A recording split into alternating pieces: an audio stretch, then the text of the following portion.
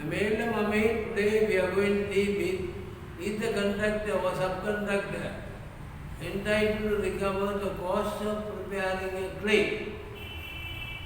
When a claim situation arises, usually contractors and subcontractors put to cost the preparation and submission of same to an architect or the engineer. The question often asked is whether the cost is recoverable as part of the claim assessment for payment. There is no definite yes or no answer to this question. Very few examples in practice can be identified where cost of preparing a claim have been certified and paid. It could seem that if the contractor in preparing and submitting the claim is merely carrying out an express contractual obligation to submit a claim, then there can be no entitlement. Clause 52.4 of the ICE 6th edition and clause 53.4 of the 7th edition requires the contractor to provide full and detailed particulars of the amount claimed.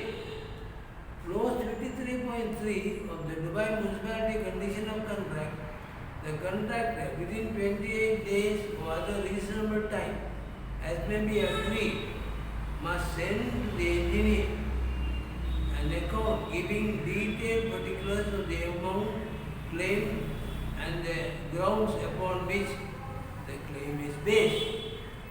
A situation may arise where the contractor has complied within the contractual obligation, but the architect or the engineer has failed to check and certify the sum due to the payment. Then the contractor would be entitled to claim damages for the breach of contract if this was the case. There is no doubt that the employer is liable in damages for breaches of contract by the architect or the engineer or with duty and this. So whether the architect is an employee, for example, the employer is a public authority or more usual an independent architect or engineer appointed by the employer, where clause 26.1 says the architect shall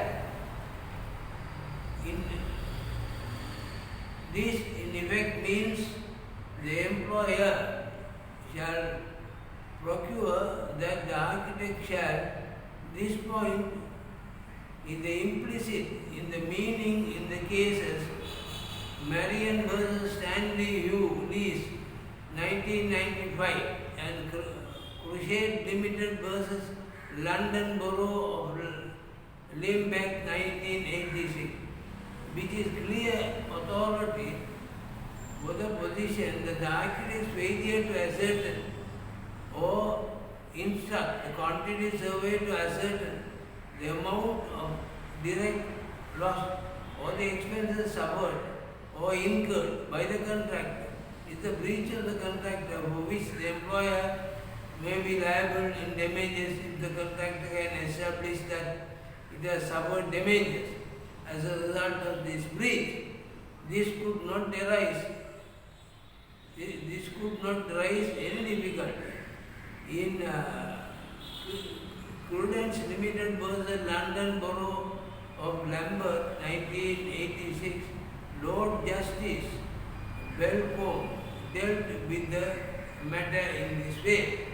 Unless can be successfully maintained by Lambeth that there are no matters in respect of which Prudence are entitled to claim for loss and expense under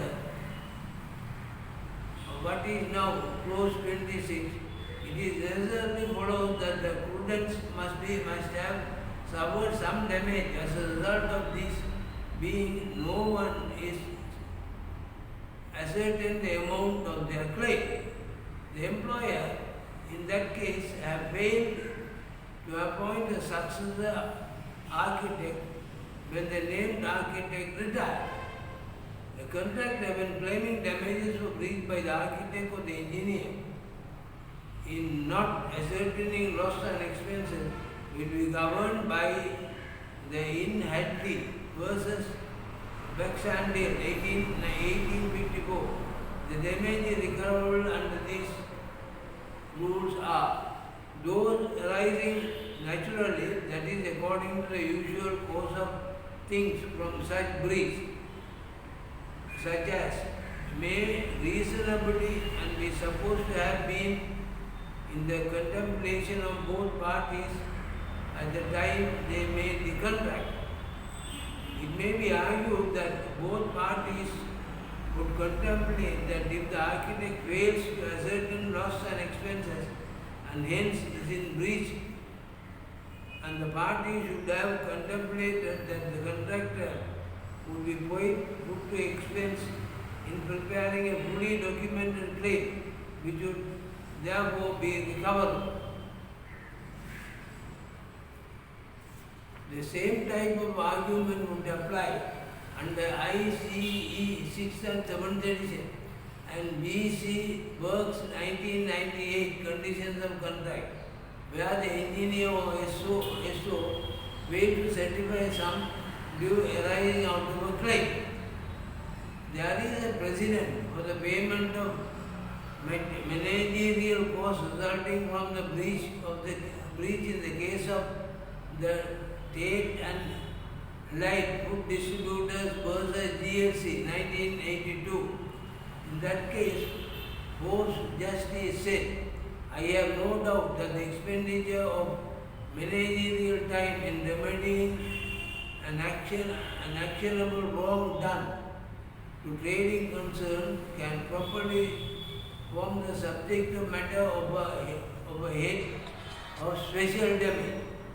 This argument may be extended to cover the cost of claim preparation following a breach. There is a case where a court had to decide whether a claim consultant fee should be reimbursed to a successful claimant. The case being James Longley and Company Limited versus Southwest Regional Health Authority in 1983. The case arose out of a dispute concerning a successful claimant's right to recover the cost of employing a claim consultant as part of the cost of action. An arbitration between the parties was settled after a hearing which lasted 16 days. The claimant cost included an item of 16,022 for fees of Mr. Roy K. Short, a claim consultant. It was directed that the fees related to work done in preparation of the claim's final account and the amount as a general advisor to the claimant were to be disallowed, but allowance was made for 6,452 in respect of work done in preparing the claimant's case for arbitration, namely the preparation of 3 schedules annexed to the points of claim. The case is no authority for cost in preparing a claim and always recover. Summary. It seems that the number of questions to be addressed before succeeding a claim for the claim preparation, such as it would seem unlikely that in the absence of express terms in the contract which gives rise to an entitlement of payment for the cost of producing a document in support of a claim as required by the conditions of contract will be recovered. The contractor or subcontractor merely complying with the conditions of contract in providing the required information. Where the conditions of contract require the architect or the engineer, having received a notice in detail from the contractor or subcontractor to ascertain the loss and expenses, and failure to do so ascertain shall constitute a breach of contract. The cost of preparing a claim, if it results from the breach, may well be recoverable.